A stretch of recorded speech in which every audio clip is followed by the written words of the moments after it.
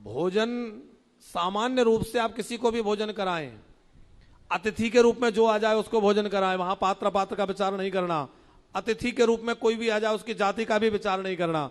लेकिन श्राद्ध भोजन के लिए, पात्र के लिए बहुत सारी बातें शास्त्रों में कही हैं कि कैसे कैसे लोगों को श्राद्ध का भोजन नहीं कराना चाहिए।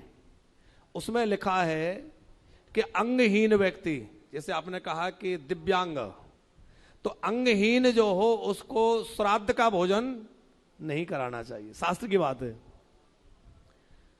जो संध्योपासना नहीं करते, जो वेद पाठ नहीं करता, जिसने यज्ञोपवीत धारण नहीं कर रखा, जो अभक्ष भक्षण करता है, जो मांस मदिरा का सेवन करने वाला है, ऐसे ब्राह्मण को भूल करके भी श्राद्ध का अन्न भोजन नहीं कराएं, नहीं तो श्राद्ध करता भी नरक में जाएगा और भोगता भी नरक में जाएगा।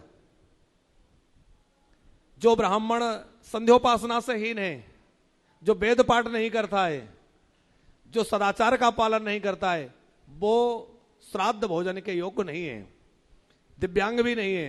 दूसरी बात, श्राद्ध भोजी को दूसरी बार भोजन नहीं करना चाहिए।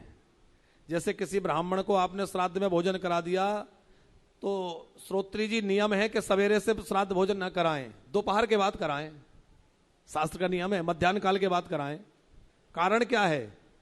श्राद्ध भोजी को दोबारा भोजन नहीं करना चाहिए, श्राद्ध कराने वाले को भी और करने पाने वाले को भी। आपने ब्राह्मण को सवेरे ही भोजन जमा दिया, वो दूसरी जगह जाकर पाएंगे तो आपका श्राद्ध नष्ट हो जाएगा। तो जिसने श्राद्ध में भोजन किया है वो अपने घर में जाकर भी दोबारा भोजन शाम को नहीं कर सकता, एक ही बार भोजन करेगा।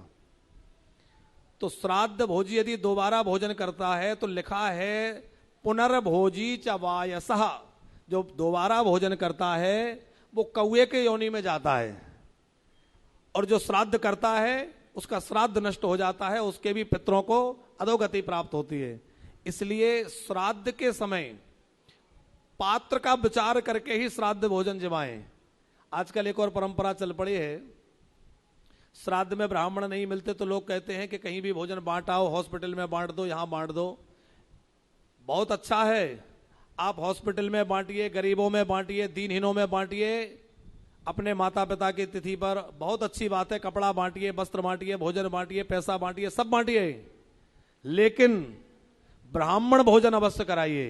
ये मत सोचिए कि हमने वो कर दिया तो ब्राह्मण भोजन की पूर्ति हो गई। ब्राह्मण भोजन अवश्य कराएं, उसके बाद आप जितना अधिक से अधिक कर सकते हैं वो सब करते रहिए, वो बहुत अच्छी बात है। पर ब्राह्मण भोजन की पूर्ति किसी और से नहीं, वो ब्राह्मण भोजन से ही होगी। अभी सब्सक्राइब करें हमारे YouTube चैनल ईश्वर टीवी को और देखिए वीडियोस सबसे पहले।